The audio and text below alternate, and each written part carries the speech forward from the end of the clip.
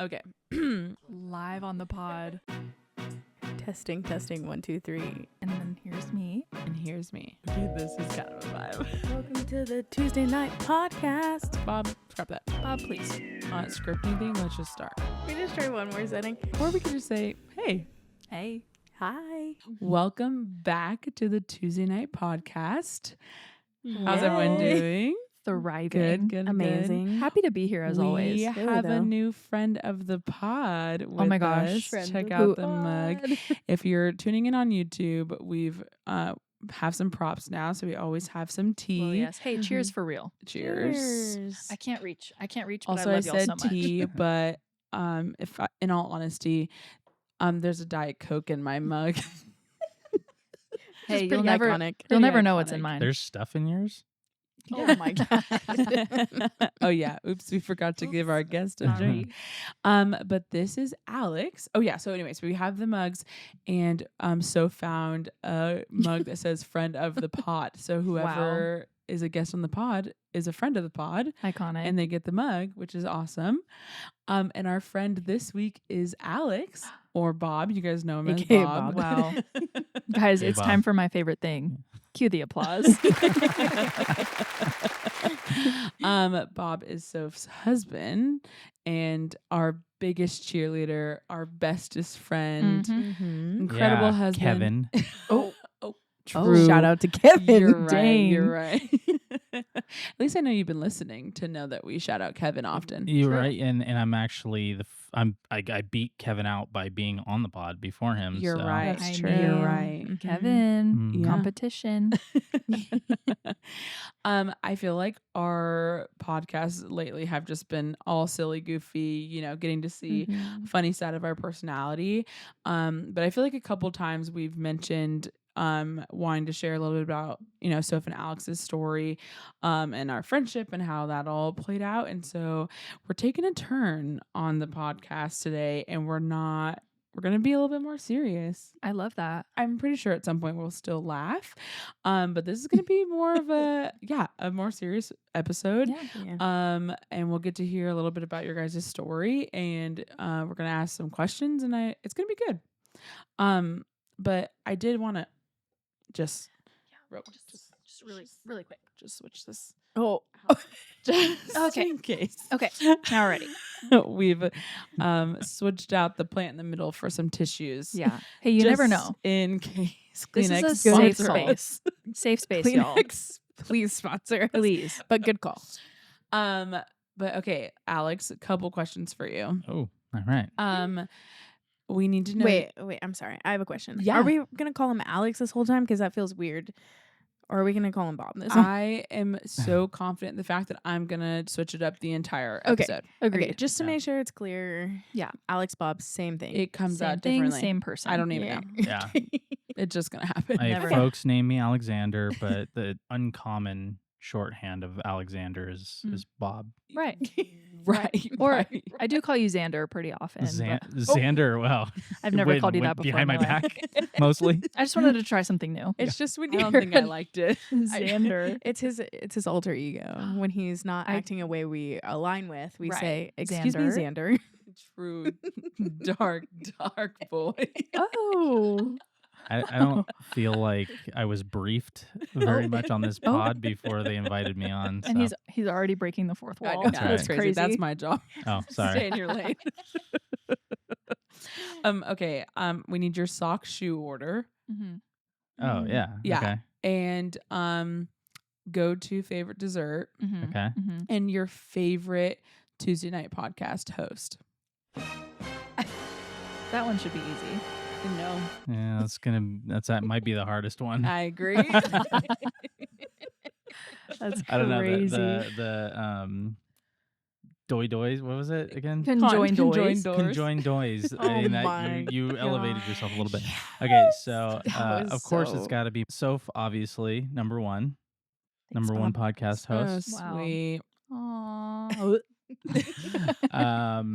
What is it? Go to dessert. Yes. Always cinnamon rolls. We had it. That Ooh. was our wedding cake. Was Good just answer. a pile of cinnamon rolls. And again, not to bring up old shiz, but we weren't Right. invited to the wedding, which is Yeah. still crazy. Still Yeah. mad. We didn't know of your existence. And then the Thank you. only, truly the only way to put on shoes and socks is sock, sock, shoe, shoe.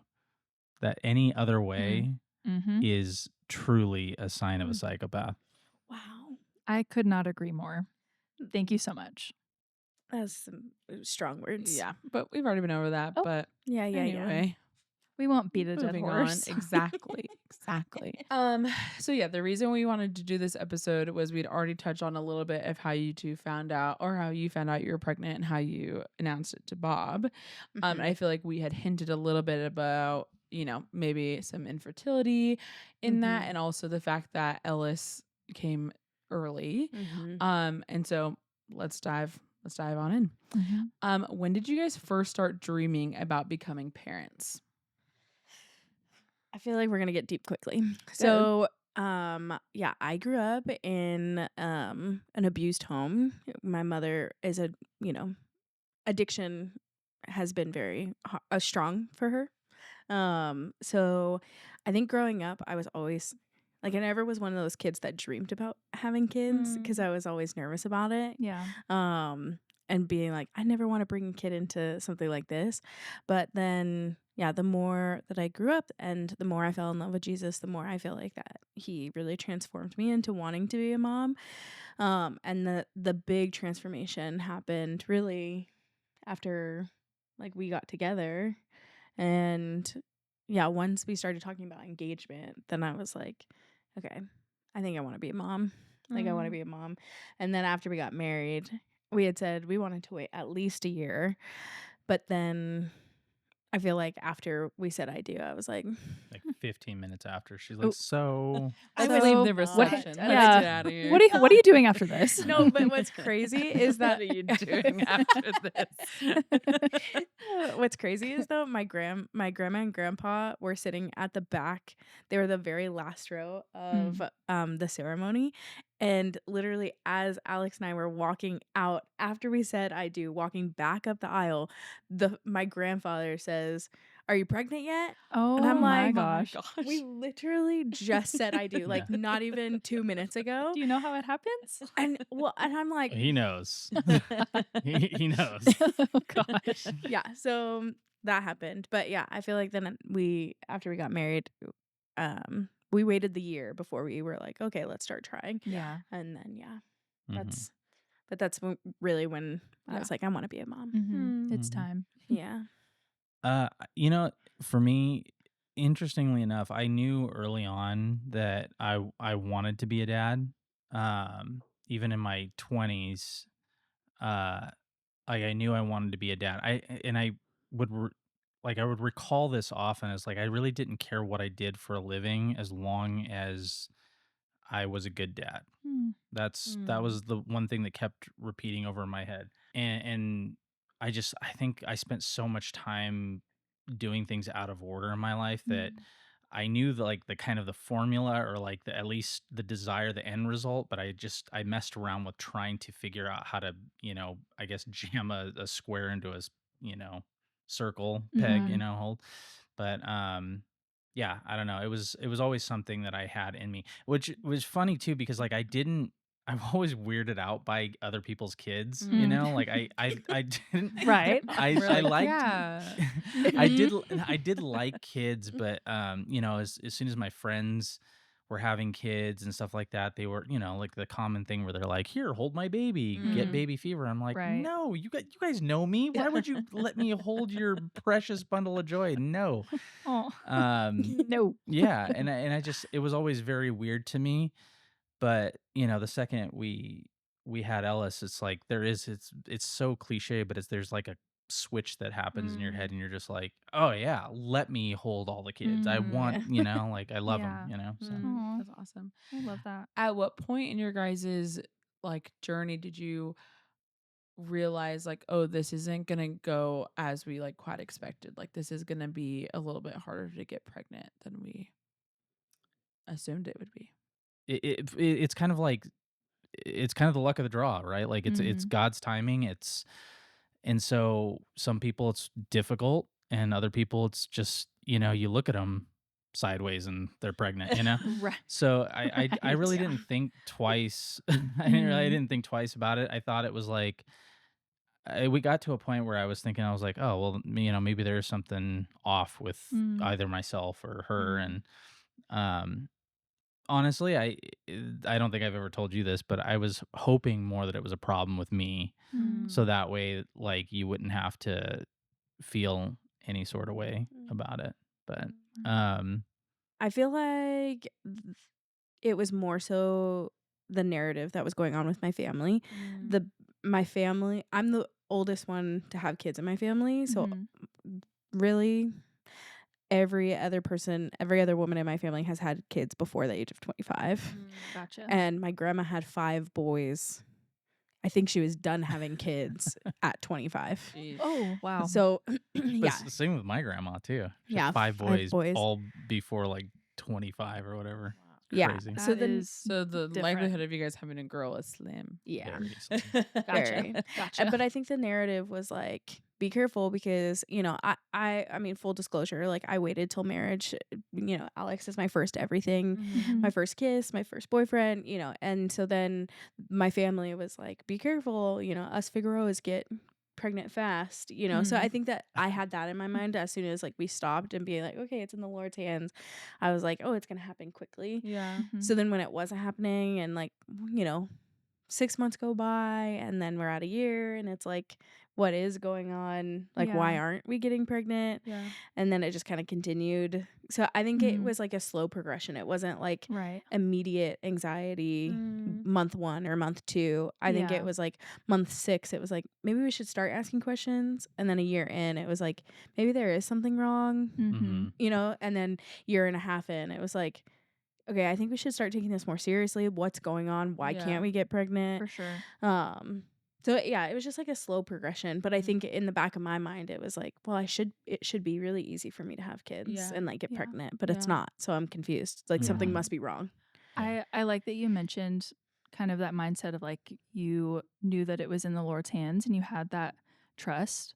But I feel like, I mean, as time went on, you reached 6 months, a year and a half. Did that ever, and for both of you, like kind of fluctuate or affect your faith? Or did you kind of question, like, okay, God, is this in the cards? Or like, what did that look like just Mm. faith wise? Like, was that shaken at all or was it pretty steadfast throughout the whole time? I don't think I ever questioned my No. faith. Yeah. It was never a faith issue.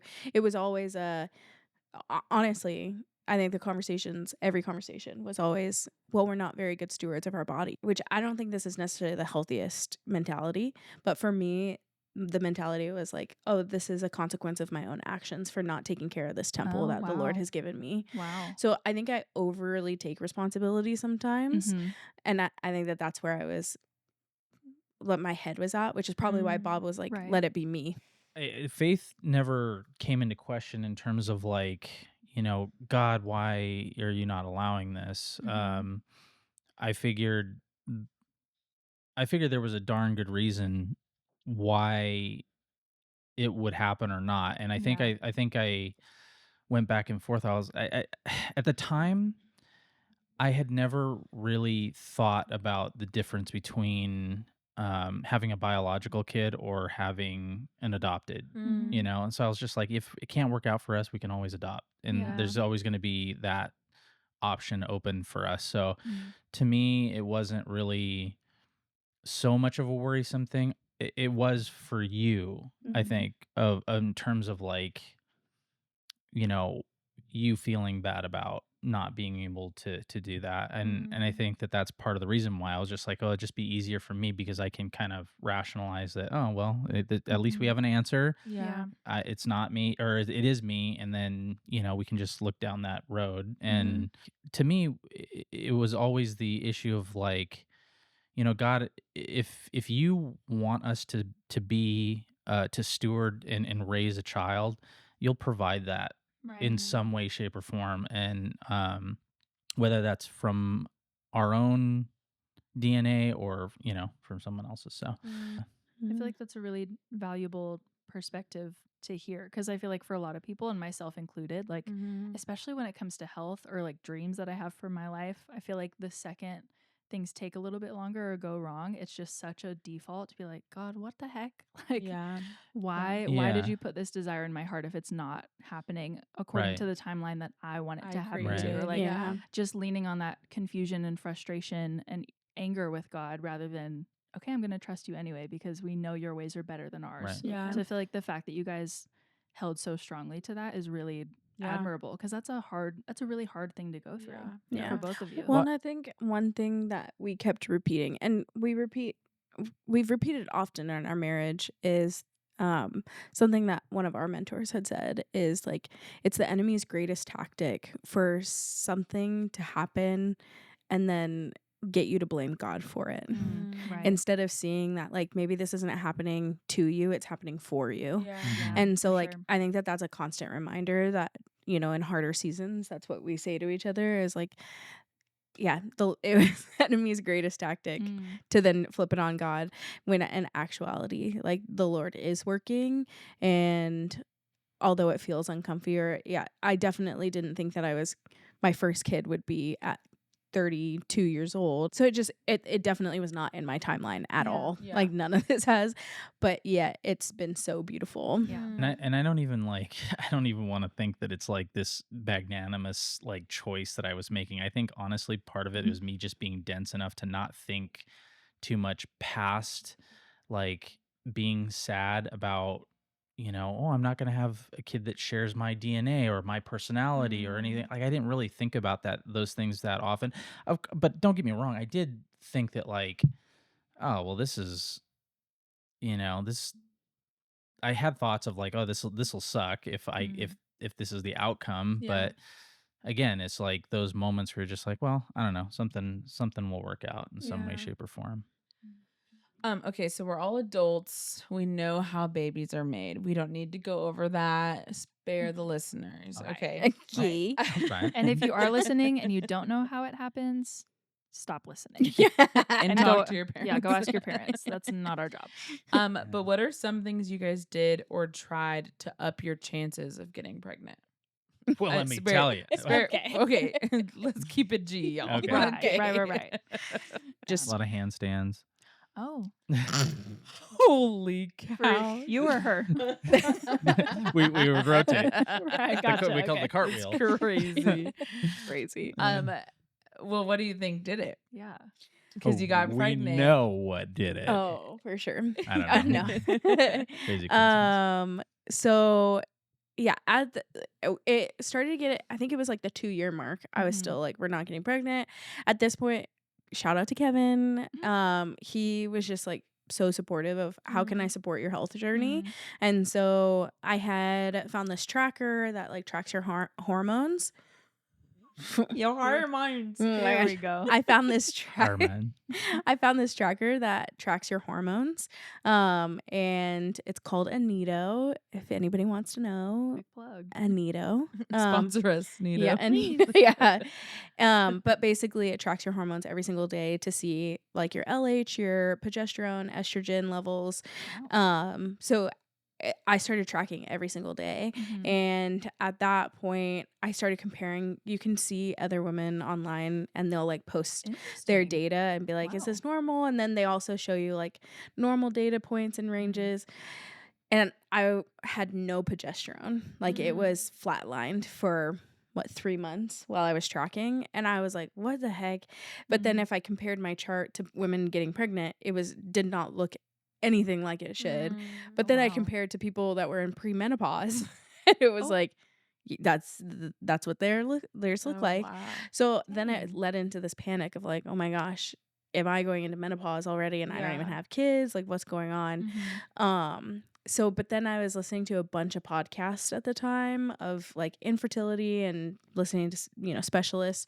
And there's one podcast in particular where they had a infertility doctor that's been studying women's infertility journeys for like 25 years. And at the end of the interview, it was like an hour and a half interview. And at the end, the host had asked, okay, like one last question. If like, what's the biggest cause of infertility that women just don't know about that you've come across? And without even skipping a beat, so confidently, this man was like, women who live in major cities who are drinking tap water are unknowingly taking oral contraception. Whoa. And I was like, dang. And then the podcast ended, and I immediately Okay, mic drop. No, What? that's exactly how it felt. So then I had called him, and I was like, listen to this podcast. I'm wondering, like, maybe is there a way that we can check the water? Because at this point we only used a Brita filter. Yeah. Ugh, Um, hate Brita. Yeah. Don't sponsor us. That was Whoa. crazy. Sparklets, here's your moment. Oh my gosh. Yeah, so then he checked the water, because you can There's like a website where you can check what is in your local Okay, yeah. water. Because they have to Interesting. keep that stuff like pretty public. Yeah, I forget the website. This one was like an independent research thing or whatever, but if it's accurate, it's bananas, the stuff Yeah. that's in there. Yikes. I don't want to know. And then it tells you like how much over the, I guess, safe limit those things are. Yeah, and this is the thing too. Like, we've had this conversation with people. Like, it might sound conspiracy theory, but like this is our journey. Yeah. So like It might not be the answer for everyone, Right. yeah, but might as well check it out, because if you're struggling with it, Yeah. you might as well knock Yeah, on what do you every got to door. lose? What do you Yeah. got to lose? Yeah. So so that's where we were at. It's like we have nothing to lose. Why not try this? Right. Mhm. So that next day we bought a water filter, Like a dispenser. got the reverse osmosis water, and I was still tracking my hormones like every single day. And so you see on my tracker, like 3 days after we changed the water, all of a sudden progesterone starts showing up. Wow. And then at Yeah, Bob, can we pull up a graphic to show? yeah. Go ahead. I hope that Wow. works. Yeah, I know. But yeah, so then 3 days after the water, and then as the water continues, my progesterone just continues to rise. And then Wow. all of a sudden my LH goes up, which is the hormone you have right before you ovulate. And I hadn't shown any of LH for 3 months. You like Oh my just weren't gosh. ovulating. Just weren't ovulating. It just wasn't Wow. ovulating. Yeah. So you see this slow rise up, Yeah. the LH happens, and then the LH continues, Mm. which is why, going back to a previous episode when I was like, Mhm. I know I'm pregnant, it's because I could see on the daily tracker my LH was Oh, you were continuing. tracking in Paris. Yeah. Oh. And LH shows up the same as the pregnancy hormone. Oh, okay. So Mm. sometimes trackers can't tell the difference. So I think that because it was LH, it was showing me that I was pregnant even before I could have gotten a positive test. Yeah. pregnancy test. Wild. So yeah, we equate it to the water, changing the Mhm. water. Every year for Christmas, something that we do is we this is a side story, but something we do is we choose an ornament that represents that year. Mhm. And that year our ornament was a water cooler. Well, yes. Well, yeah, of course. Yeah. As it should And then I be. labeled it. I wrote on it says 2025 says baby maker on Yeah. it. Wow. That's so good. That's so funny. Yeah. Dang, that is crazy. Who would have thought? I The know. water. So yeah, I think with obviously that infertility journey, there's so much uncertainty and maybe frustration and unanswered questions. But then, obviously, spoiler alert, you did get pregnant. And you have the sweetest baby boy ever. And so it was kind of a low to a high. And then if we fast forward a little bit, obviously there's another bump in the journey of preterm labor. And he came a little bit undercooked, if you will. For He was sure. just a little bit, we weren't Yeah. ready for you yet. Mhm. So walk us through what that part of the journey looked like. Yeah. Well, first Buckle up, everybody. I loved being pregnant. Mhm. Like Yeah. I felt there was obviously days that I am like, I am a circle, and I would Right. walk A out circle. and be like, I am round. You were the cutest And- circle I've ever seen. My favorite segment. Yeah. Literally the cutest. But even on those days, like, I still loved being pregnant. Like, I Mhm. loved the feeling. Yeah. I loved feeling my baby, experiencing my belly growing. Like, Mhm. I just loved that. Yeah. So yeah, we got pregnant in July, and then in January, Alex was working on building the winter camp set for Forest Home in Southern California. And yeah, it was a big build. Our friend had worked there at the time, and while he was working there, we got a cabin. So there's no kids, nobody on at Forest Home, which is rare. Yeah. Right.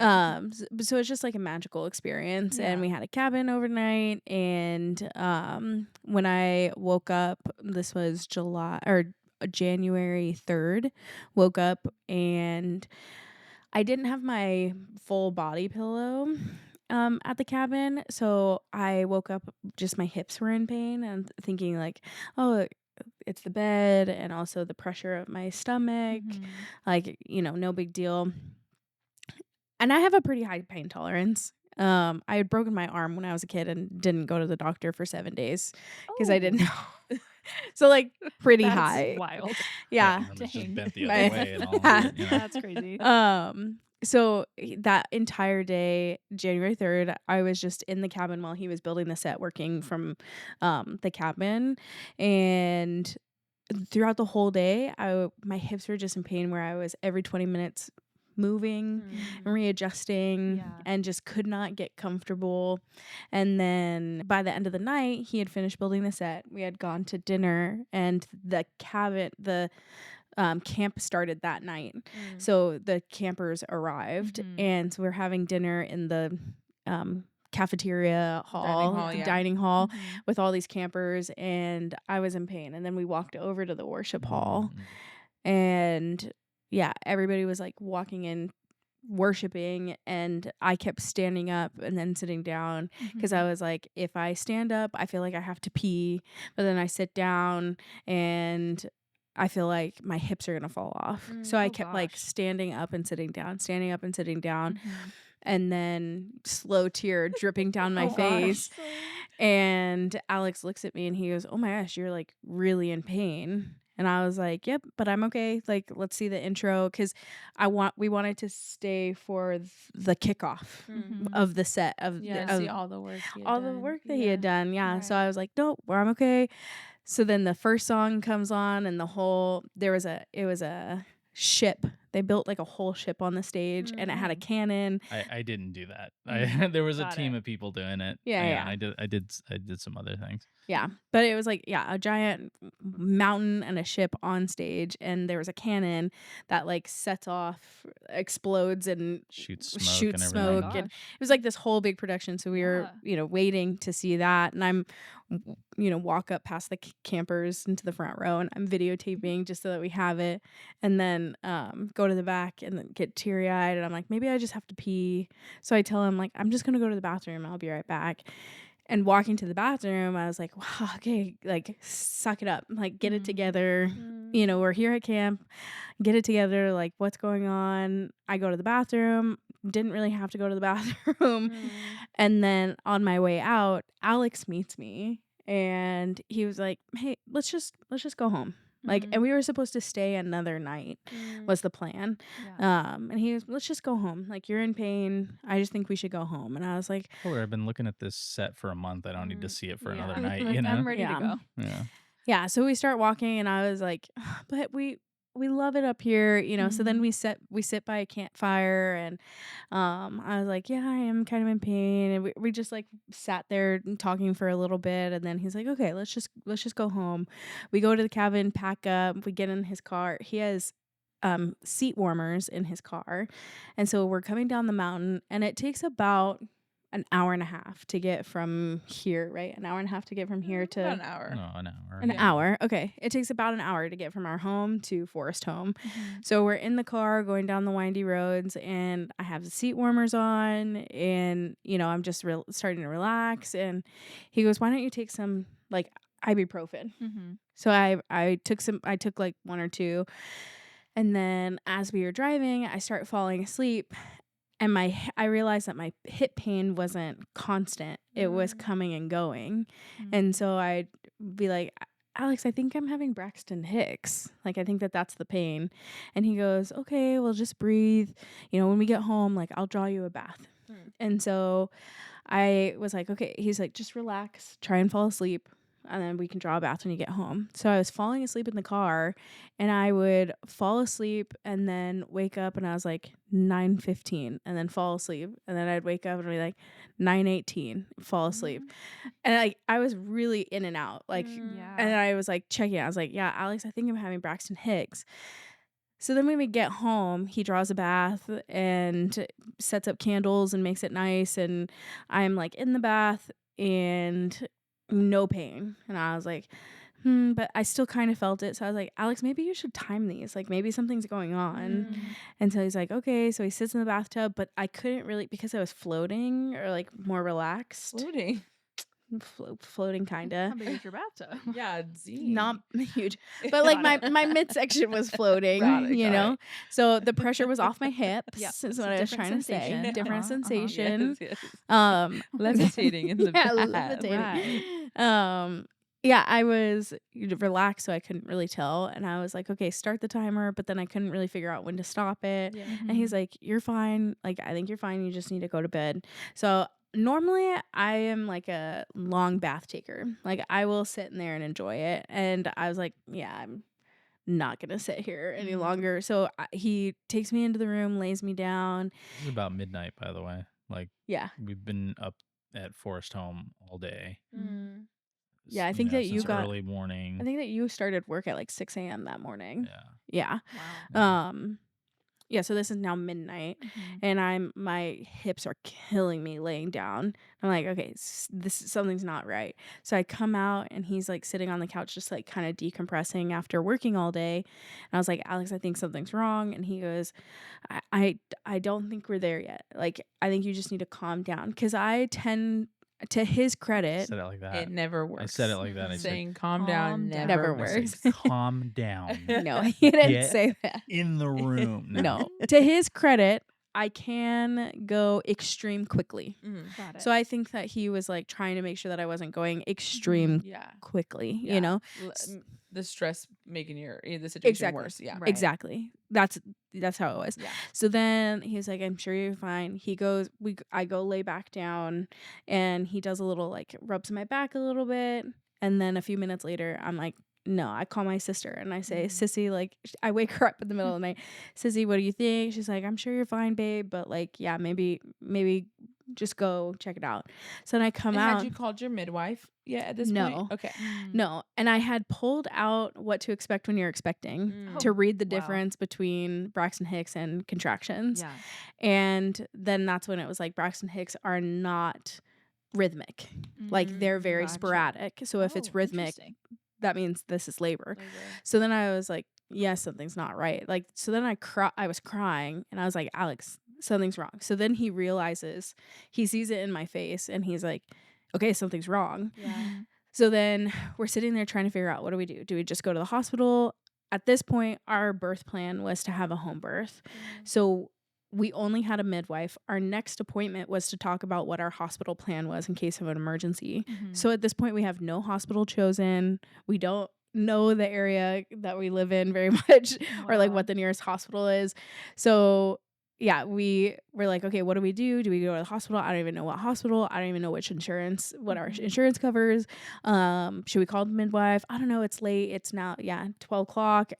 Like, and then I had, thank God, the clarity of mind to be like, we're paying our midwife to be able to answer the phone call at midnight. Yeah. Right. Yeah. So he was like, enough said. So he Right. calls, and our midwife, she was amazing, and she was a NICU nurse in Loma Linda.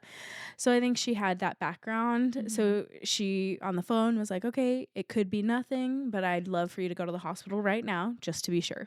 And she was so calm too. I also think she knew, but she was telling us, hey, because Get checked Yeah. she's like, she even said, she goes, I don't know what it is, but I think you should go to the hospital, get it checked out. I mean, the last thing she wants to do is like, again, induce more fear of like, all right, well, the Right. baby's probably coming. Yeah. early, Yeah. you Yeah, that know? would not be good. Yeah. And she it's not like she was withholding information. She says, it's my recommendation you go to the hospital Yeah, right away. Right. Yeah. Yeah. And so yeah, that's what we did. Yeah. And literally, Alex is like, when he is in go mode, he's in Mhm. go mode. So he was like, put your shoes on. It doesn't matter what you're wearing. Like, I and said, then calm down, calm down. Sock shoe, sock shoe. Yeah. Sock shoe. Yeah. So he's And then like, she did sock shoe, and I was like, we're doing this again. Raise Repeat it. sock, Tick shoe, tock, Sock, shoe. sock, sock. sock. oh my gosh. Yeah. So he's like packing everything. And then he was like, what hospital am I taking you to? So I am literally on our insurance app Oh trying to gosh. figure out what hospitals around us and While in we're in the network car, by while the we're way, in the we're like car. driving. Yeah. So we finally figure out what hospital it was. Pomona Valley Mm-hmm. was the nearest and in network.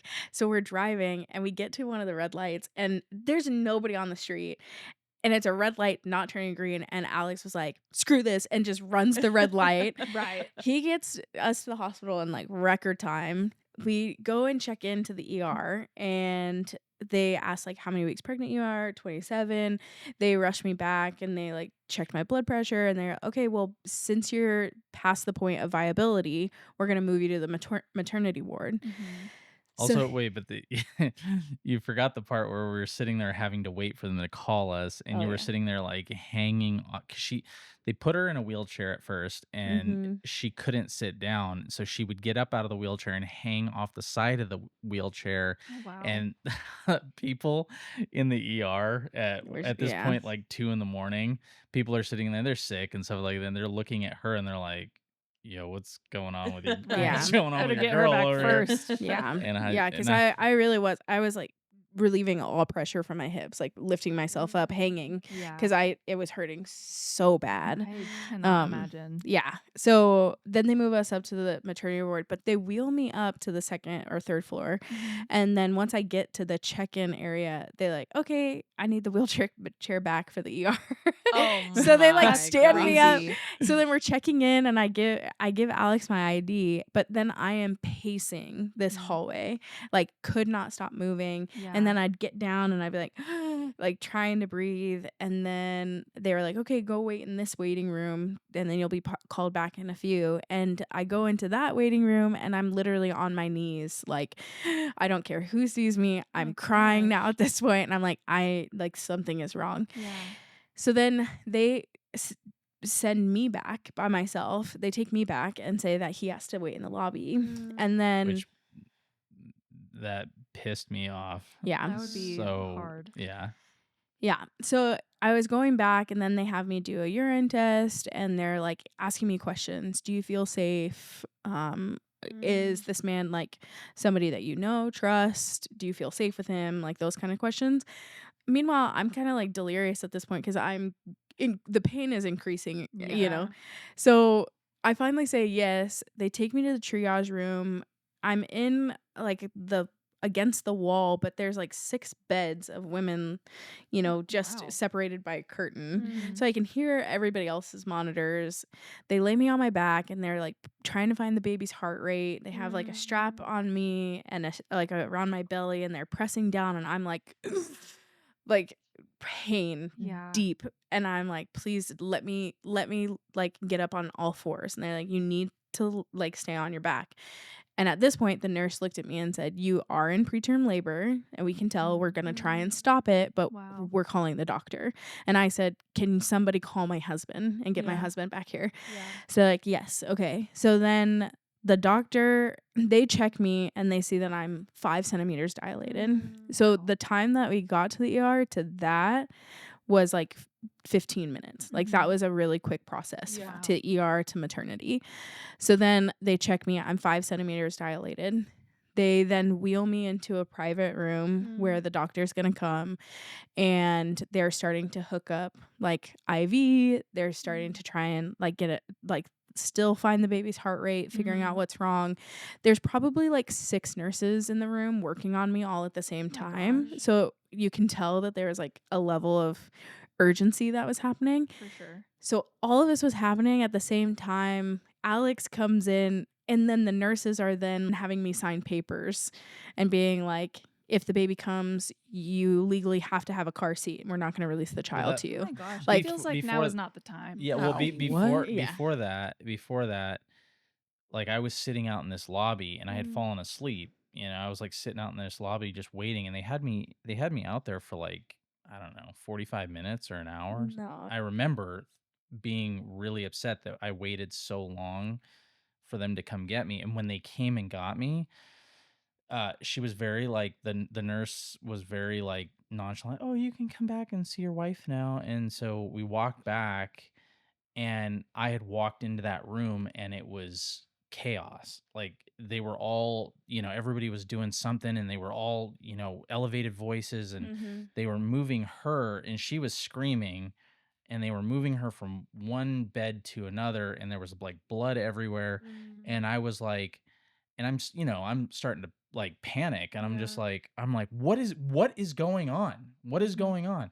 And nobody's saying anything to me. Wow. And then she's screaming, and then someone finally, because I yelled it, I said, "What is going on?" Well, and And that's when I yelled and I said, "Can somebody please tell my husband what's going on?" Because yeah, I could hear him yelling, and then all the while, yeah, the whole time, I am now in full body like convulsions. So I'm Wow. shaking and on my side and being like, like in yeah, Yeah. making like that noise. yeah, She was that Wow. making was that noise. that was all I could do because my whole body was like shivering, Mhm. and Oof, I was like, gotcha.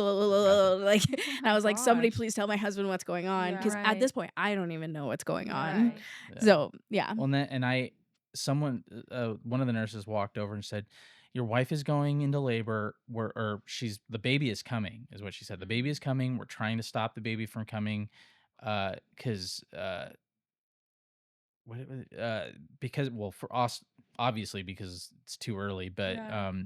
they had mentioned the baby was breech too, and Mhm. so we need to stop the labor if we can." And so then I'm like, okay, that's all I need to know. And then so I sat there and I called my brother. I called him like two or three times, and he finally picked up on like the third call. And I was just like shaking, Mm. and I was like, I said, I don't know what's going on. Like, they're telling me the baby's coming, and it's like way too early. Yeah. And so, my thoughts are like, well, this is not right. Like, Right. there's something really, really wrong here. And, and so I was telling, I was like, dude, I don't know. I don't know if I'm going to lose the baby. I don't know if I'm going to lose Soph. I don't know what's going on. Like, and, he was really calm, and he just said, he goes, "Hey, you can't do anything about anything. Just Yeah. be there. You got this. Just it's gonna be okay. Mm. Whatever it is, it's gonna be okay. Just be there and go through it, and we're gonna get to you as soon as we can." Mm. And I said, "Okay, all right." And so I hung up, and That's when they were having me sign papers, yeah, and and then then you came over. they walked over. They were like, "That's wild." They were like, and I know they're doing their thing, but I Mhm. like there's just some things that were just absurd. Like they had her trying to have her sign the paperwork for the car seat, and I literally I was like, "Is that necessary right now?" Right. Mhm. And That's wild. and she's like Yeah. she's doing that, she's convulsing, and like I'm like, "Just can you help her with the pain?" Yeah. Like Yeah. that's Right. ridiculous. And they were like, "Yeah, okay, yeah." And then they kept doing that stuff, and then they called the doctor. The doctor showed up. A very mild-mannered man, very quiet, and he checks her, and he just whispers to the nurse, and he says, "Prep her for surgery, like now, get her into Mm. surgery." And then he looks over at her, and she's not even there. She's like she's not paying attention to anybody. She's just like in like 10 out of 10 pain. And Mm. he looks at her, and he says, do you want the epidural or whatever it was, do you want the drugs, And she had expressed to me beforehand she doesn't want any of that stuff. Just Mhm. no matter what, I don't want it.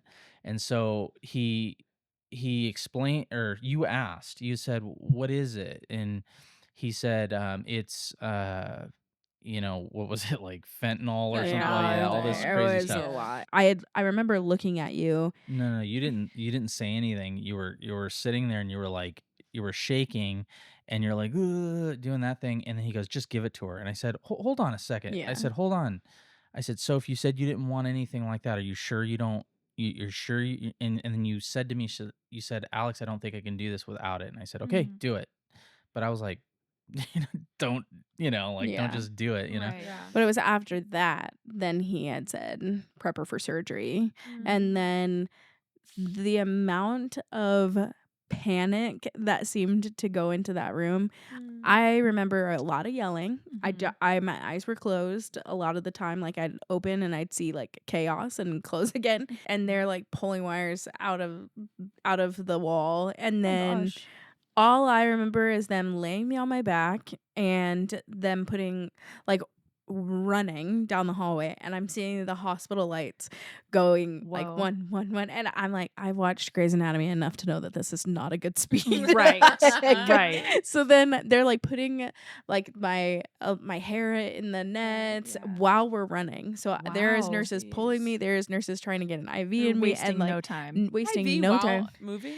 Well, they had partially had it, so there Okay. was one holding it while we were running. Oh gosh. my So, word. yeah. One wrong move. No, it was That's crazy. crazy. I have no idea when I was separated from him. Like, Mhm. I don't remember saying goodbye to you at all. I just remember like going down the hallway. And then from my perspective, I feel like there's obviously two distinct perspectives Mhm. for this, but I remember getting into the surgery room and they say you have to move yourself to the operation table. So like I like But you'd already had the epidural? Oh, I had okay. no medicine I at was this like, point. how the heck are you gonna Yeah, move? huh? No medicine at this point. So all of this happened so quickly. Yeah. Right. So I moved myself onto the operation table and they say lay on your back, and I remember seeing the operation light and then praying out loud like, Lord, protect my baby. Please, Lord, protect my baby. And then I see the blue curtain go up while Mhm. I'm still staring at the light. And then I look over to my right and I see like the hospital, like the monitor. Mhm. And my favorite this is I don't think I've ever shared this part of the story, Oh. but on the monitor, my favorite number is 22. Mhm. And I looked on the monitor and it had a number 22. And for me, that gave me peace. Like Yeah. instantaneously. It felt like a kiss from God. Mhm. Like, yeah, Just a everything's gonna little be I'm right here. yeah. You know. Honestly, Yeah. that's Aw. really what it felt like. Yeah. And so then I'm like laying up, I pray out loud, see the 22, look up at the light again, and then the anesthesiologist comes like towers over me and was like, "Hi, I'm your anesthesiologist." And I remember, Oh. and he said, "Night, night," and then I have no memory. I was am- about to say night night as a joke. yeah, no, he fully said night, night What to a me. fun job. I know, Wow. yeah. So Night Just night. people terrified. yeah, Walking Yeah. out with 500K. That is so Yeah. funny. Wow. So then the next thing I remember, I was waking up in an entirely different room, Oh my. and I see Alex bedside, and I immediately just start apologizing. Like, I'm so sorry. I'm so sorry. Because I Wow. was thinking, like, I did something wrong. Like, I did something wrong. Something happened. And at this point, I don't know if baby's okay. I don't know anything. Right. I'm just apologizing. Wow. Yeah. And then that's when you looked at me and it was like, why are you apologizing? You did nothing wrong. The baby's okay. Like, Well, Mhm. there's a whole portion before that happened. what? Yeah, No. it's shared, Bob. Yeah, That's you. Yeah. Well, yeah, so backtracking, we were running down the hall there and we had gotten into that room. Yeah, it was weird. There was just so many people there and we were running through the halls there, and then we get into this room and they close the door. It's like this weird bunker that we were in. It's like, Oh. and they keep rushing down the hall, and the one of the nurse grabs me and says, you can't go any further. We're gonna get her into surgery. Just stay here, and but don't leave because won't be able to get back into this area. And then everybody disappeared. Everybody just left, and Wow. I was by myself in this room, and it was the most eerie thing. It went from like how everybody being fully chaotic, her screaming, like just all this loud noise, all these beeps and all these things, and to just complete dead silence. And and then I tried calling my brother again, and I tried calling everybody else in my phone book, and there was no service down there. But weird, I just kept trying my brother because I don't know, by some miracle, I thought a call would get through or Yeah. something. Nothing. And I'm like panicking, like like thinking that they're not gonna make it. And at this point, we didn't know what the gender of the baby was, so I Mhm. didn't really even know, I didn't really even know who I was praying for essentially. Yeah. But I kept repeating over and over again. I kept saying, God, please don't take my wife, please don't take my baby, please don't take my wife. And that's all I could get out. Please don't Mhm. take my wife, please don't take my baby. Just repeatedly after, like, Mhm. it seemed like forever. And then I opened up my phone again to try to call somebody, and at the top of the phone, it had I have like a Bible verse that just randomly populates, Mhm. and it had Psalm 121 on there. And so I clicked on it and I opened it up, and it I wanted to read it here. So this is what it said. Um, my help comes from the Lord. I lift up my eyes to the hills. From where does my help come? My help comes from the Lord who made heaven and earth. He will not let your foot be moved. He who keeps you will not slumber. Behold, he who keeps Israel will neither slumber nor sleep. The Lord is your keeper. The Lord is your shade on your right hand. The sun shall not strike you by day, nor the moon by night. The Lord will keep you from all evil. He will keep your life. The Lord will keep your going out and your coming in from this time and forevermore. And I had like instantaneous peace, like Yeah. just instant peace. And uh, I internally struggle a lot with kind of going back to the whole Job thing. Um, I resonate a lot with Job and his level of faith in and Mhm. through his insane struggle of losing absolutely everything. Yeah. And after I had read that, I figured, I was like, okay, Lord, you're meeting me in this crazy moment. I don't know what the outcome is going to be. And I thought to myself, I said, Lord, I know I've prayed this to you often. And I've said to you, I don't know if I have the faith to say that you're good if you were to take everything from me, but I want to have that level of faith. Wow. And I said, okay, so Lord, I'm gonna trust you, and I'm gonna pray this prayer, and whatever happens, I'm gonna have to. I want to have that level of faith, and so I said, Lord, if you take everything from me, I'm still gonna call your name good. And I just sat with that, and that was like, it was, I like, there was, it felt like there was just an absence of sound. Like I was in a vacuum or something like that. Almost like when you put earplugs in, it's like, yeah. Yeah, like it was Right. weird. It was like the most still I've ever been. Wow. And I just sat there with that and didn't hear a response, nothing like that. And then it was almost kind of like like that Private Ryan scene where like they hear it's like all deafened sound, and you hear the Mhm. ringing, and then all of a sudden the sound starts coming back. Yeah. It felt like the surgeons came out.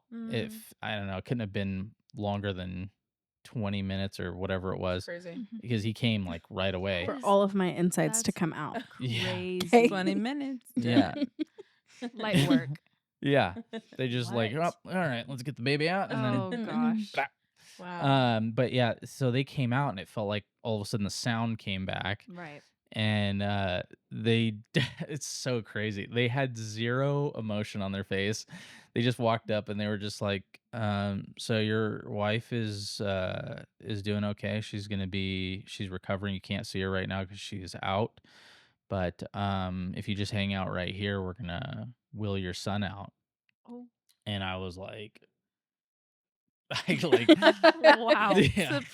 Oh my Immediately gosh. go back into the like shell shocked, Yeah. everything's the whole room spinning because Ugh, we didn't know what we yeah. were having, and Mhm. That we were just gave me chills. convinced. Well, we were convinced that we were gonna have a girl. Like we Yeah. just were convinced. Mhm. So we had like names picked out, like all these things, or like we were just like dead set. And then so to hear that I was having a boy, it was crazy because like I didn't care what we were gonna have, Yeah. but I don't know. There was just like all of a sudden I get hit with this swell of pride of like, oh, I got a son. I got a Mhm. Mhm. son. And so I'm elated. And then I'm like, I'm I was just like, okay, all right, I'm gonna sit right here. And then they literally just as he finished that, they walked out with the isolate, which is that little, incubator thing, Mhm. Yeah. and then I immediately like crashed again because Mm. I see him in this like, you know, terrarium, Yeah. essentially. Mhm. Yeah. And he's I kid you not, guys, he's the smallest thing I've ever seen in my entire Mm. life. Mhm. You could barely see that it was a human Mm. inside there. There were so many wires, and he had the mask on, and he had the mask, the oxygen mask, all this Yeah. crazy stuff. And then I was like immediately like crashed because I'm just like, oh, like we're not even close to out of the woods yet. Like Mhm.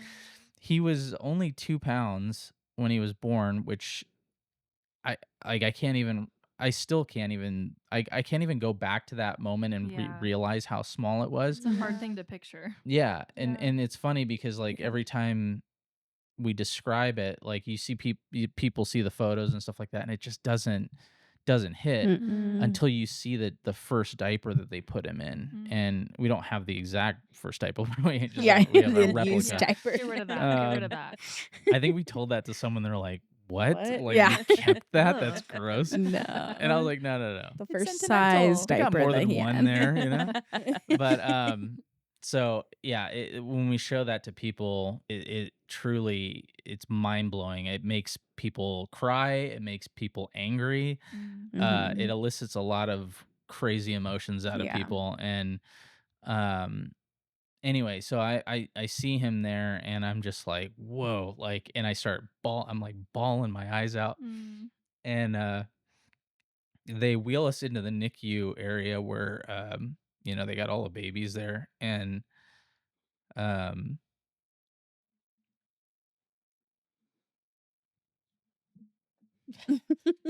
Just and just use give me the It's plant. time. Just give Yeah. me the plant. The Please the leave. leaves. How's it that I'm the one that's I've I'm cried falling? more secretly Yeah, over I'm here getting than there. you know. I'm getting there. Uh It's taking everything in me. I occasionally am over here drying tears.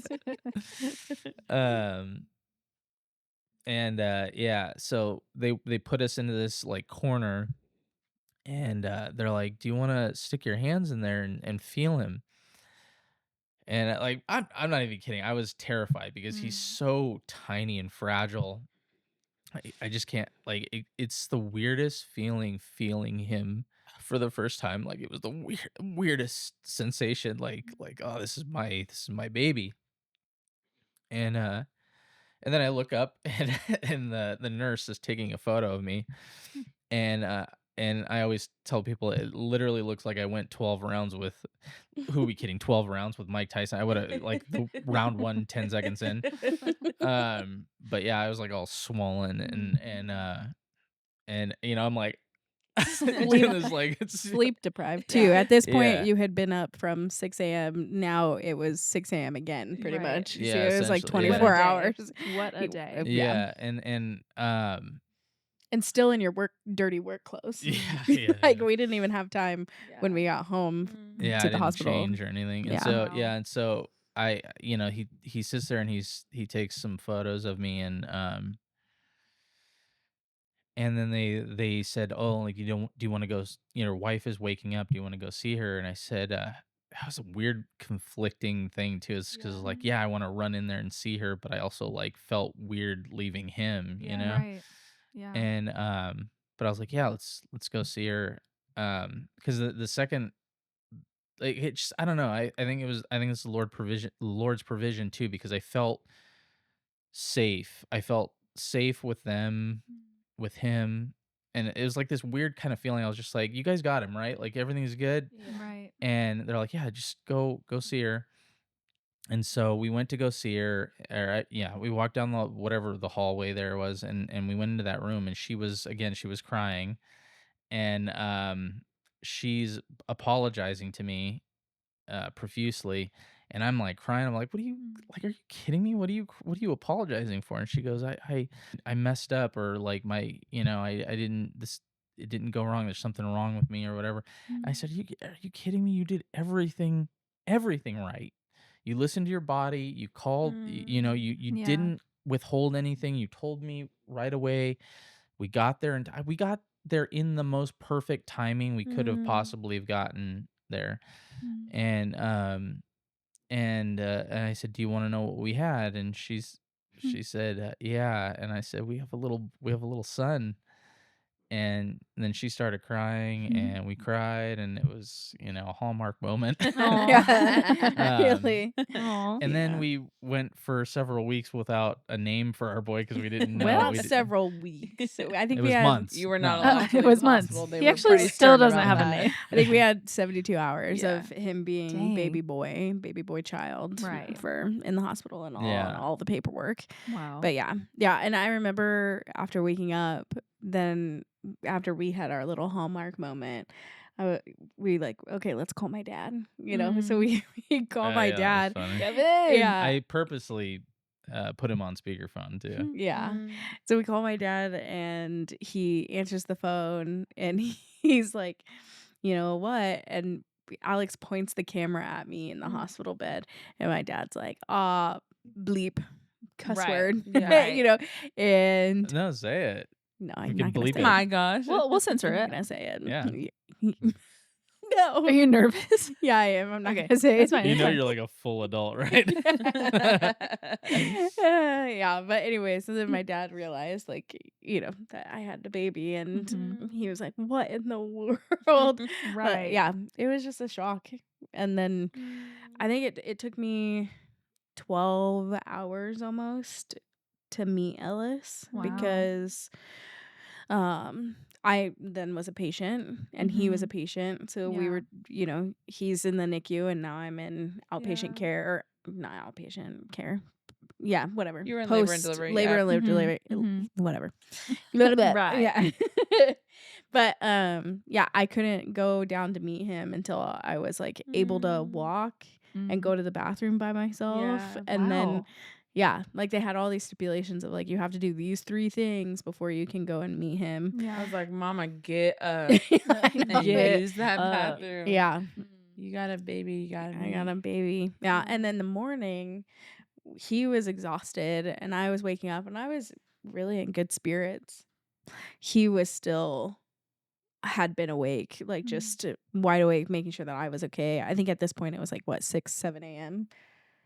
And you were still like exhausted, and you're like, I just need to get to sleep. And then that's when he was like, who can I call? I was like, why don't you just call Mackie? Why don't you just call Mackie and see if she'll Right. come and hang out with me for a little bit, just Did so I you call you? can. Yeah. I Which did?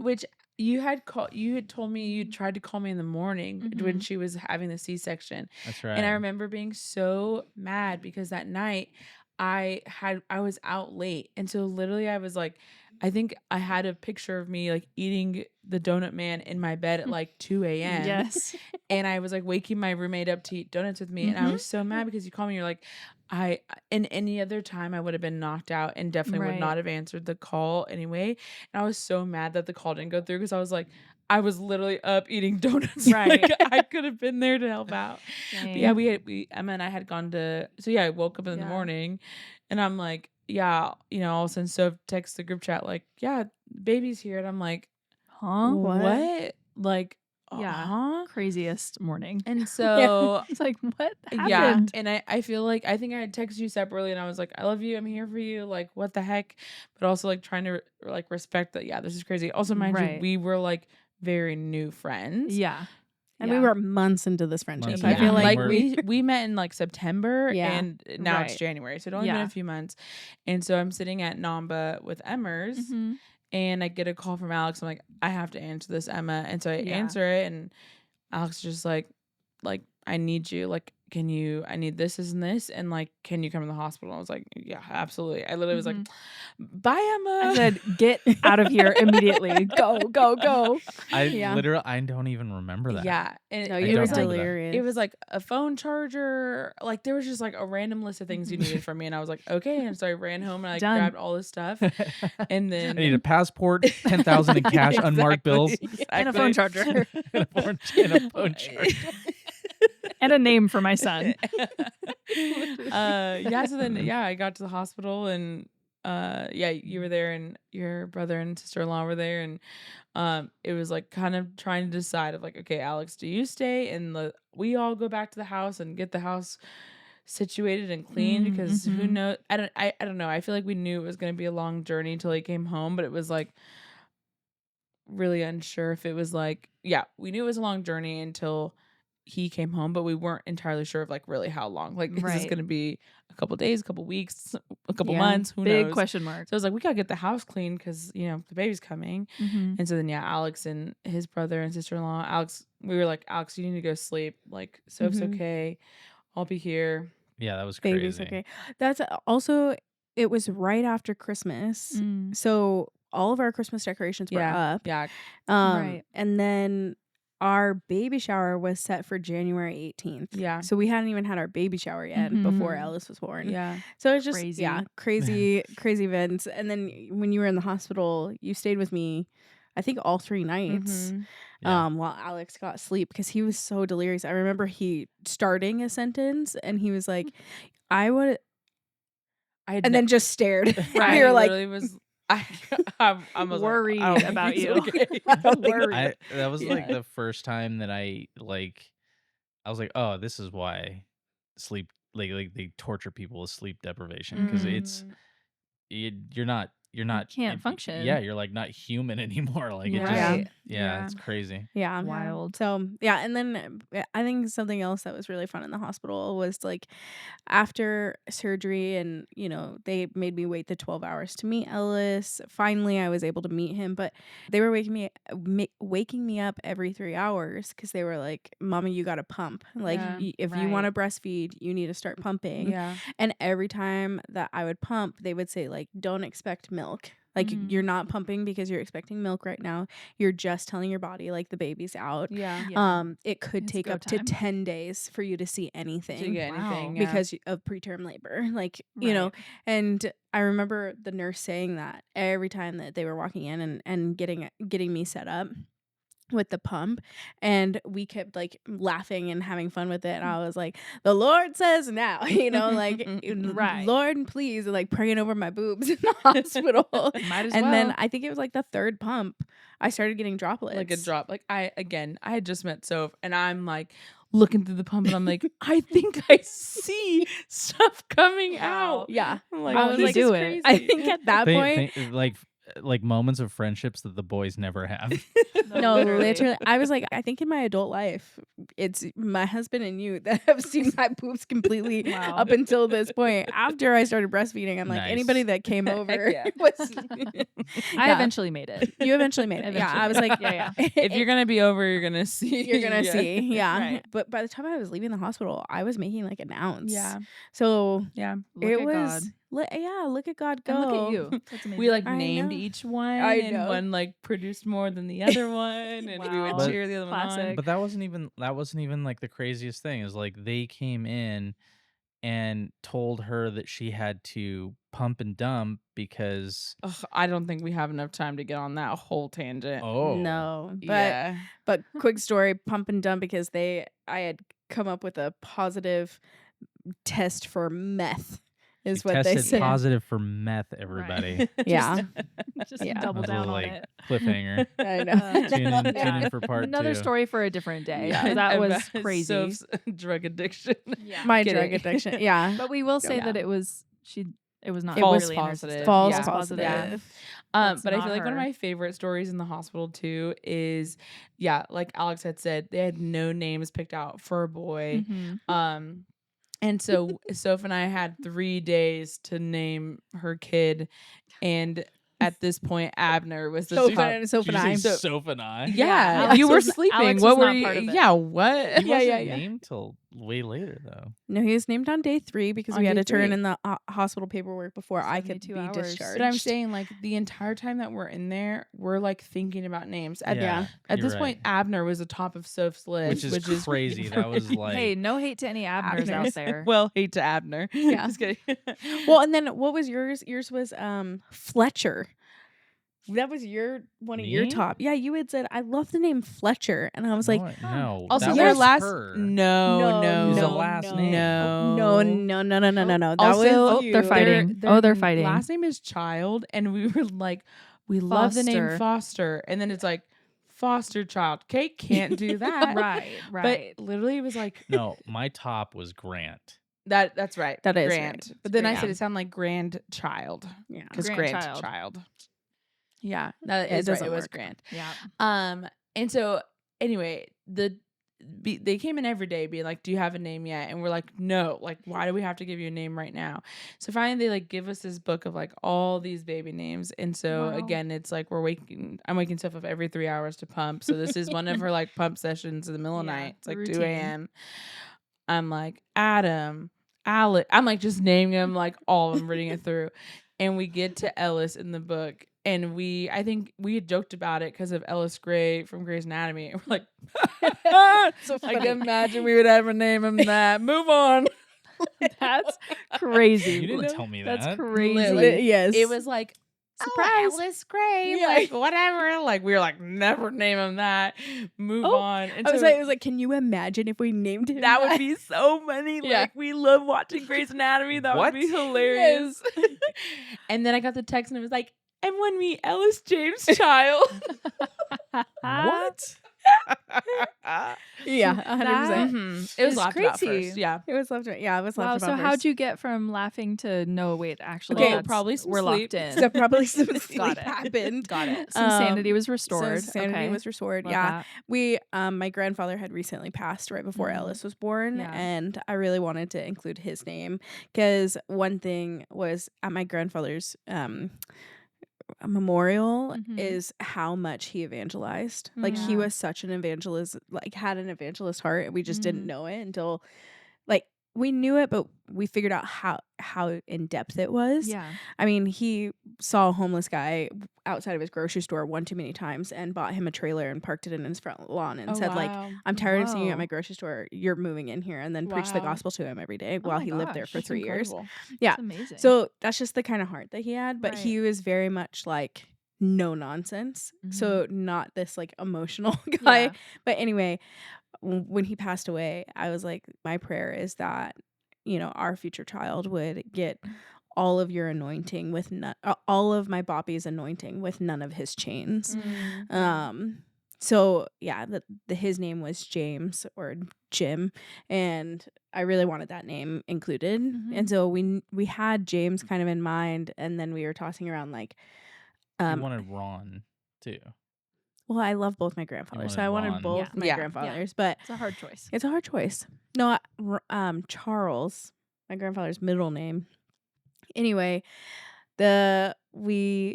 Isaiah was another one, and then Elijah. Elijah. That's right. Elijah was All what we great were. names. Yeah, we were really like Elijah. That's a really great name. I wanted Elijah. Yeah. Like I really wanted Elijah, but then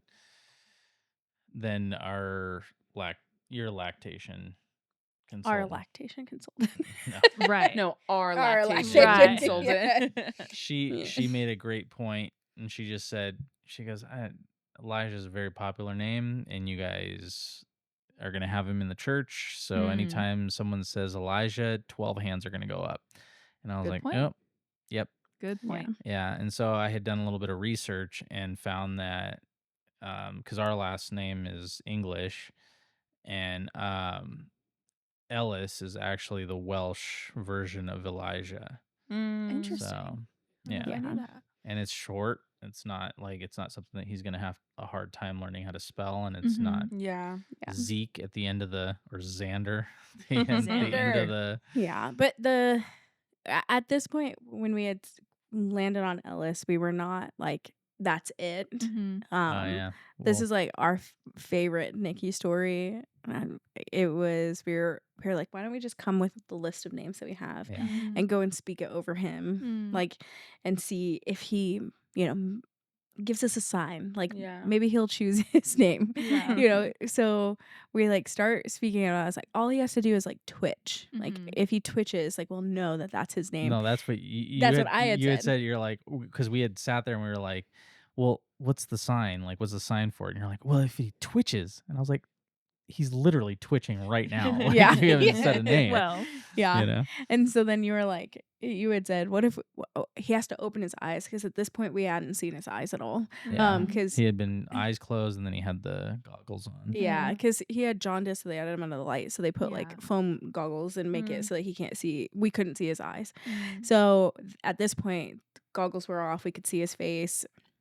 And he was like, okay, what if he opens his eyes? And so we were, okay, that'll be the sign. We started saying, all these names. Threw Abner. Abner Yeah. out, and I was like, low key, I was like, please don't open your eyes. Yeah. Don't open your eyes. Yeah. Low key, high key. High key. Ooh. No. Yeah. Abner, Fletcher, Isaiah, Frank. Elijah, Frank. Yeah, all of these names.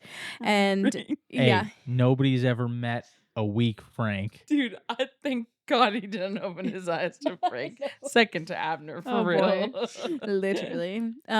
So then we said Ellis and he opened his eyes and we were Not like, even kidding. Like, wow. popped open, Oh. and then we looked at each other and we were like, there's no what? way. That has got to be a fluke. And I'm like starting to cry at this point because I'm like, oh my gosh, he opened his eyes, and I was like, But he closed them, Yeah. went back up, and then and then you're like, okay, let's try it again and see if he does it again. And then we say, Ellis, is that your name? And he like opens his eyes and kind of smiles. yeah. And we were like, Goosebumps, my goosebumps. God. And we Ellis- started Ellis just it cry- is. We just started like crying over him. And at this point, we still hadn't held him, Mhm. So like that was really our biggest point of connection is like Yeah. seeing his eyes for the first Yeah. time and like touching our fingertips on him because Mm. they're very careful. Like when a baby's fresh, they're like overstimulation is really Right. common. So like when you touch them, it's just placing your hands on them and holding still, like no rubbing. The second you rub, you literally can see their heart rate skyrocketing. So it's just like we only have poked basically our baby at this Yeah. point and hadn't seen his Wow. eyes. So then to see his eyes, it was like, oh my gosh, like he's a real human, What a this moment. Yeah. little thing is Yeah. my baby. Yeah. And he has a name now. Mm. It was just, so Mm. beautiful. That's a great name. Yeah. It's a great name. And he chose it himself. So Right. we make the joke if If he he hates hates it, it's yeah. his own It's fault. your Right. fault. 1000%. Yeah. He could have Right. been an Abner. He could have been a Yeah. Frank if he really wanted to, but It's he up chose to you, Ellis. buddy. It was up to you. Exactly. Exactly. How did the hospital staff, family, or church become the hands and feet of Jesus for you guys? More so than I've ever experienced in my Oh, entire life. Yeah, Yeah. we would not have been able to get nearly as far with as much peace as we did. Honestly, like the amount of people that we didn't even know, let alone the Mhm. people that just showed up that we knew, but I mean people that just got us a meal and called us and were saying that they were praying for us and Mhm. showing up and coming to the house and visiting and seeing how we were doing. It was just astounding. I don't think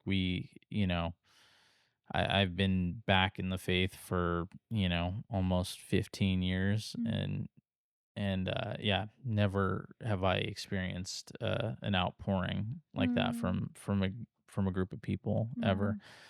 Yeah. To this day. It's still Mm. shout out to these two because they're mothers as well to Ellis. Yeah. Well, yes. Yeah. Well, yes. Yeah, it was, I don't know, truly amazing to see Mhm. the church mobilized like Yeah. that, Mhm. and experience it. Because It was such a weird time in the NICU because our life had simultaneously completely changed in an Right. instant. Yeah. We are parents, baby's here. We're going to the hospital every day, Mm. multiple times a day, every Mhm. 3 hours almost. Yeah. And yeah, it was just a lot, but then we would come home and our life would be exactly the same. We'd sit and watch a television show. Yeah. Mhm. But then also completely different because 'cause I'm waking up every 3 hours and still pumping, but Right. I don't have my baby home with Right, me. So it was just, right. Yeah, it was like, this hard. weird tension of, like, n completely there, but not quite. Right. And it Mm. was, like, this middle ground of, like, when is my life gonna start? Also, when can I bring my baby home? Can I bring my baby home? Yeah. Praying every night, and they gave us a live stream of Ellis, Ugh, so we could that's the see him the best. whole time, Mm. even when we weren't there, and I had that thing up Mhm. constantly just being like, "Please, Lord, bring my baby home." And all during that time, it was like the hospital staff, those nurses, yeah, those nurses were amazing. They are still, Mm. I think, one of our most treasured friendships that Mhm. I've ever experienced because they taught us really how to be parents, but Yeah. then were so gracious for the things we were struggling with. And Yeah. yeah, just became our friends that we would look forward to seeing Mhm. and sit next to the hospital bed and who would basically introduced us to our own son because Mm.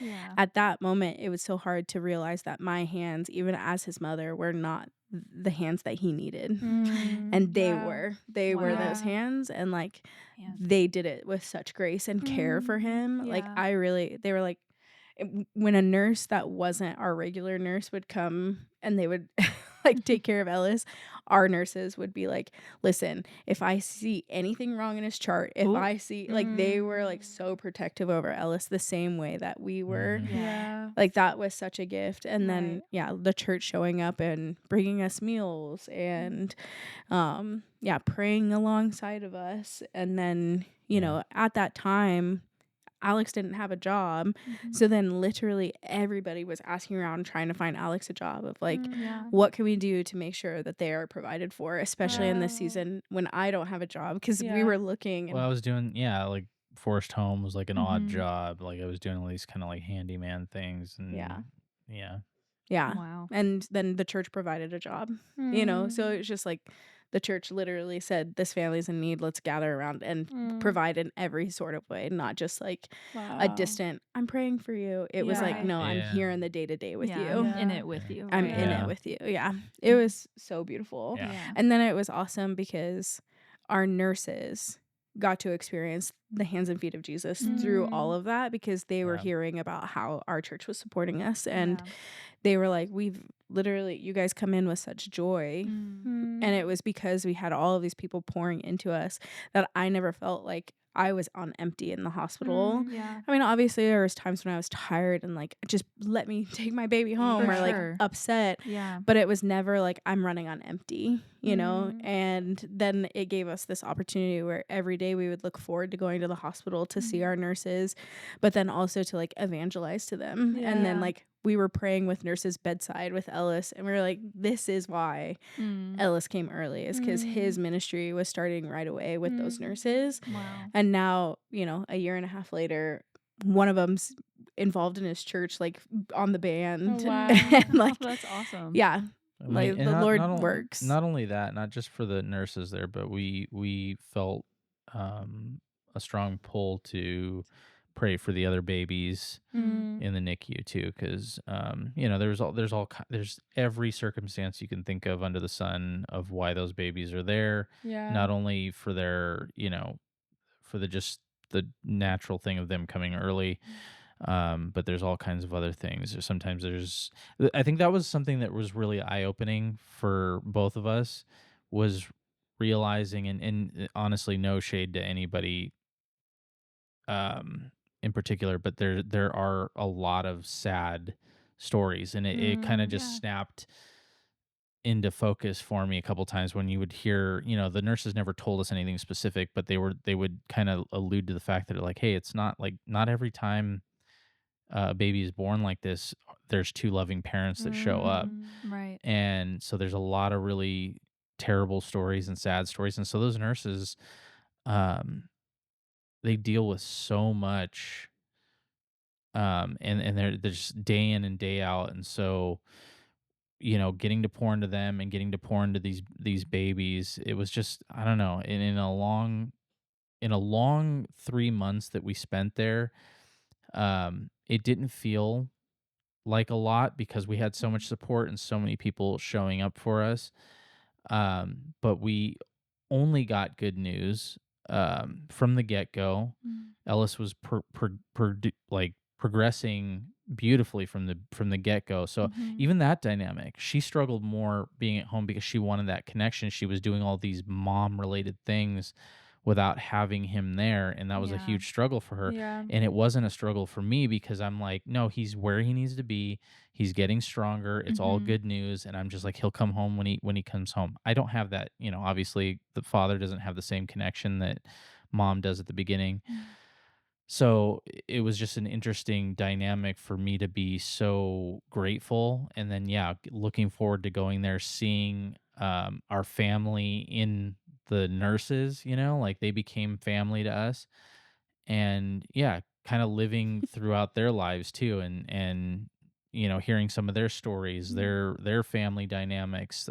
Some of them were in school and dealing with. I remember one time we had one girl there that was she was like interning there, and she came and was like on Ellis one day and like feeding him and doing that stuff. And then we got in there, we were talking to her, and she ended up going on about how she had just lost her home in those fires that had happened. Oh my gosh. And yeah, Yeah. so and she was like showing up to work and going to Mm. school full time and then trying to support a family that lost everything. Mhm. And so we got to Wow. pray over her and do all this. So it was just, God was doing an insane amount of Mhm. stuff in that time. And it didn't feel like we ever had um, a moment to be scared or be sad because it Mhm. wasn't scary or sad. Yeah. And I Yeah. think there was a large level of the Lord shielding us from all of the scary things. Oh Mhm. yeah, because we look back at those photos now, like the photos even you guys blew up at our Mm. baby shower, Yeah. and for us at the time, we were sending you like, look at our cute baby, Yeah, and He and is yeah, he was He cute, was so cute. but The also he cutest. looked like a half-eaten rotisserie chicken, Well, like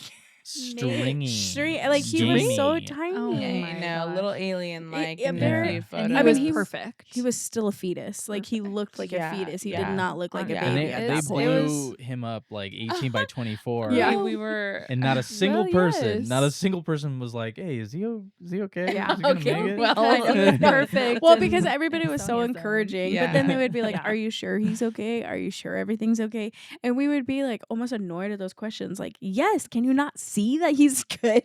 But Well, then no. That's a now, whole 2.5 pounds now. I know. And now looking back at those photos, we're like, "Ooh, those were scary. Those were." Well, He looked and- a little different. Yeah. And He looked a little different. yeah, seeing how he filled out. I mean, I used to I used to call him hallway head because his Oh, his head was buddy. very Yeah. narrow for a was- while. Yeah. It was he an has a beautifully interesting- shaped head now, but Yeah. yeah, it was Which it was rough there for We a bit. get Yeah. complimented on his head shape. Literally every He's doctor's got a appointment we bring him great to. noggin. Yeah, they say Perfectly he has a round. Yeah. perfectly round head. Wow. And I said, it's because as soon as he got out of the NICU, I never put him down. No, Yeah. literally. I Yeah. held him constantly. Yeah, no opportunity for flathead. Absolutely here. not. None at all. We Yeah. didn't give him a chance. No.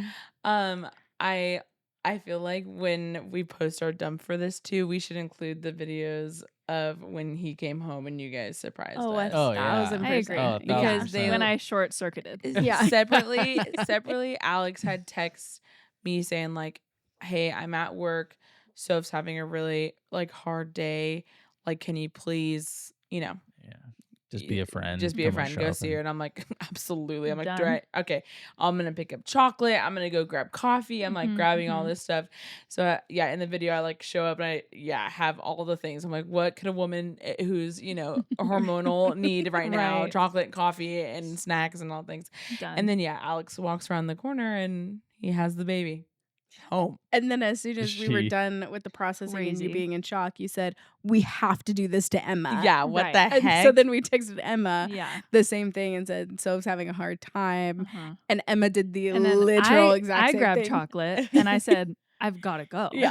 I literally loaded up. I loaded up my laptop. I was like, I'm just going to work the rest of the day from their house. Like, Yeah. my girl's in trouble. I got to go. Which is wild because it's like, like the guys, they have like a bug out bag. Like they have all these survival. You guys like have the chocolate, the pint of I ice cream. literally just chocolate Yeah. and my laptop and Yeah. a dream. And I Yeah. said, I'm gone. Yeah. I gotta go. Yeah. And I opened the door and I didn't see anyone but Soph on the couch. And I was like, hey, little birdie told me you were struggling. You're having a hard day. So I'm here to hang out. And then Mac walks around the corner holding Ellis. Ellis. I'm Ellis. filming, Holding just for little context, EJ. I'm filming in Yeah. the kitchen hiding. Yeah. Soph is filming. Yeah. Yeah. And then Mac walks out with Which Ellis. is crazy that I had that moment. Loved every second of I it. But know. it definitely should not have been me walking I out was with like, him. huh? Yeah. She I think the immediately- moment for us was like this.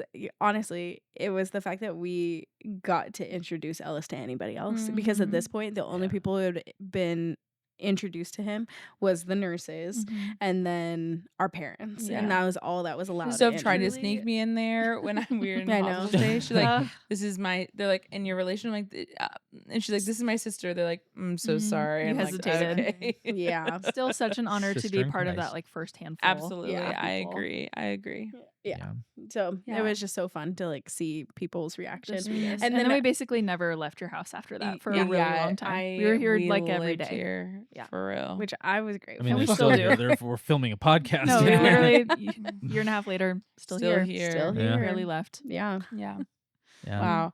Yeah, I Yeah. feel like that's been such a fun thing to like witness with you guys. Is just watching you guys have a specific plan and your story go totally different, but your faith in God and his plan for you guys and your family never wavered. Right. And it's been just such a blessing to witness, really, because I think like it could have been really easy for you guys to, after each and every hard thing and not going Mhm. your way and it taking way longer than planned and then him coming early and all the things, it could have been really easy for you to like step away from your faith Right. or blame God for what's going on and what was happening. And so I've said it to you guys 1,000 times, like it was such a joy to have a front row seat to this season of your guys' life, and you guys really are the best parents to Ellis, and Seriously. he is the cutest little He's boy the ever. best. And He's the best. we should just put a baby photo, like his first photo and then end of recent photo now at We the end, should. so they get to see a little bit of what You're it was like, Yeah. that's not the same baby. No, literally. That's the thing. It He's is, and that's the so- most amazing I part. know. It is, yeah. Yeah, and I Yeah. think like,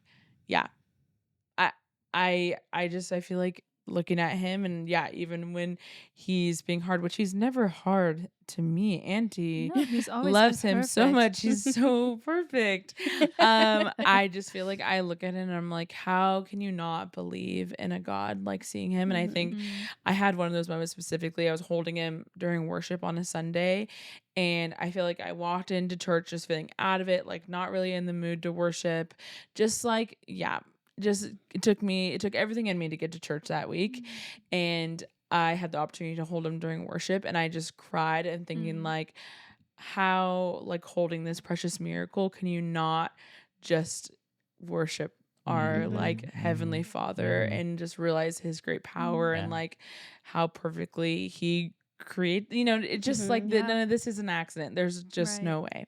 And how many days did we pray for him to be able to come to church with Yeah. us? Mhm. You Yeah. know, like Mhm. Yeah. That was another like completely like a curveball, was that we prayed for the days that would be hard. We Mm. prayed for the Mhm. sleepless nights. We prayed for the the normal things that the average parent goes through, that's Mhm. frustrating and that's taken for granted. We're like, Lord, Yeah. just please let us get to that. Right. And so Mhm. when we get to those moments, we fall down and we get upset, and we even Frustrated forget. and- We even yeah. forget that we prayed those things. But yeah.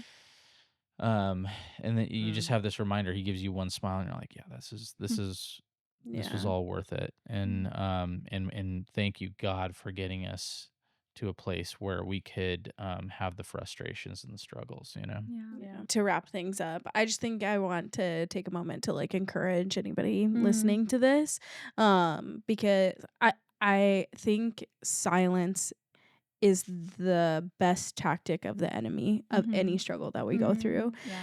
And it's amazing how after going through the NICU experience, how many people in our everyday life have been like, I was a preemie, or I had 2 preemies, or, you know, all of a sudden we're hearing so many people tell us about this, but nobody talked about it up front.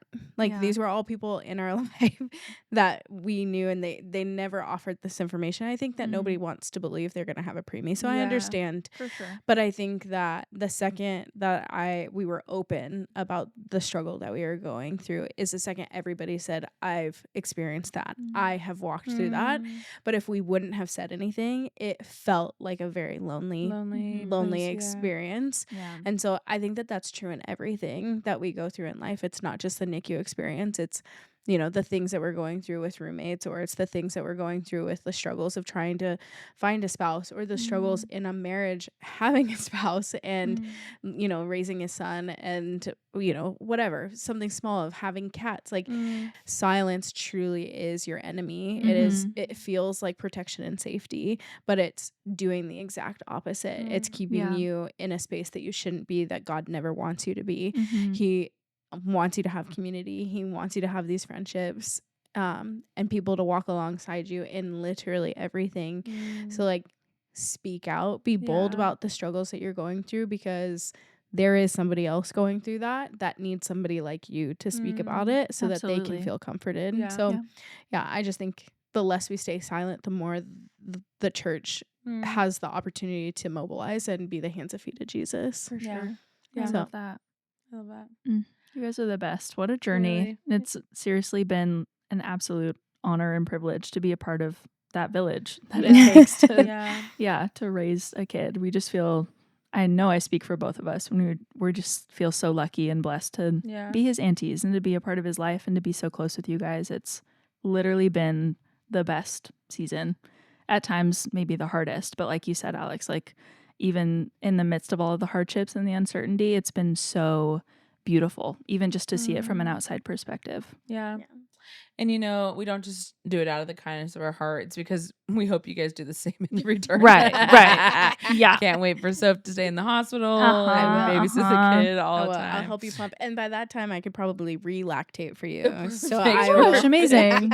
Amazing. I'll work on that for you. Perfect. But yeah, we hope you guys enjoyed this episode. We know it looked a little different and a little bit on the longer side, but I think it's really sweet and important. And I think in preparing for this episode, I think talking to Emma, I think I was just like, you know what?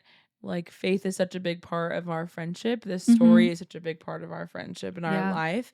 And I want to be a podcast that welcomes both the silly, the sad, the honest, and the hard stuff that's going on in life. And so, yeah, I just hope this is a, you know, if it's encouraging to one person, and or if you don't know Jesus and you're listening to the podcast, like, I hope this is a glimpse of you know, the Father's love for you, and the way that he can redeem a really, really hard season. And so 100%. thank you guys for coming. And Bob, thanks so much for joining our podcast. We'll have to come you back where your humor and comedy could really shine. Absolutely. But I so appreciated the emotions tonight and the tears. I wasn't expecting you to be the one to cry, really. I really thought I was going to cry a whole lot more. I mean, I definitely got the knot. My tears were The coming single down, tear. and yours were like, no, I had a lump in my throat the whole time. No, I was literally. like, pull it together. Even off the start, I like asked the first question, like, why am I already getting choked up? But anyway, if you like this podcast, please be sure to like and subscribe. Like we said, we're having video on YouTube, which has been really, really fun. Follow us on Instagram at Tuesday Night Pod. Tuesday night .pod. Oh yeah. We post some fun stuff, some dumps if we talk about things in the episode. We'll post some photos of those things, or you know, active stuff in our stories. We might have a fun episode coming out where we get to hear from you guys. So in order to be a part of those episodes, be sure to follow us on Instagram. Gotta lock in. 5 stars for sure. Please. Favorite podcast, give us 5 stars. Well, yes. But thanks for joining us at the table.